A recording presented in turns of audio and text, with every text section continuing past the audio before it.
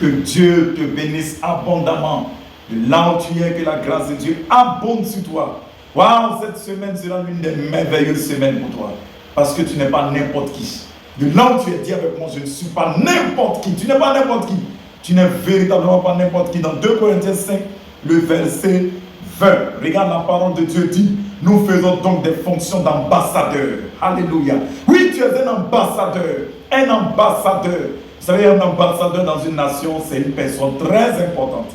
Voilà, vous représentez directement votre nation là où vous êtes. Et la parole de Dieu dit, tu fais fonction d'ambassadeur pour Christ. Alléluia. Tu fais fonction d'ambassadeur pour Christ. Cette semaine, marche comme un ambassadeur. Un ambassadeur, je l'ai déjà dit, il représente sa nation, dans la nation dans laquelle il a été envoyé. Ça veut dire que tu es un représentant du ciel sur la terre. En tant qu'un enfant de Dieu, tu es un représentant du ciel sur la terre. Alors marche comme un représentant sur la terre, un représentant de Dieu sur la terre. Habille-toi comme un représentant de Dieu sur la terre. Oui, parle comme un représentant de Dieu sur la terre. Quand tu parles en fonction des ressources du ciel. Quand tu dis je serai riche, tu le dis en fonction des ressources du ciel. Quand tu penses aux grands défis que tu dois relever, alors une mentalité du royaume.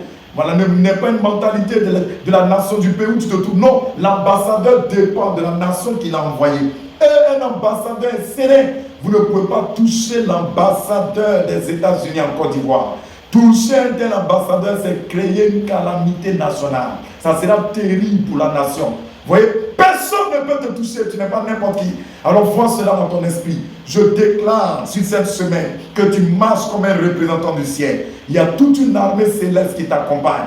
Il y a toute une armée divine qui t'accompagne. N'aie pas peur. Ce dont tu as besoin de déclarer, confesse-le. Ose dans les grandes choses. Tente des grandes tentatives et tu verras la gloire de Dieu marcher avec toi. Voilà pourquoi la parole de Dieu nous dit dans Luc chapitre 10, le verset 16. Il dit celui qui vous écoute et celui qui vous écoute m'écoute et celui qui vous rejette me rejette. Parce que tu représentes le ciel.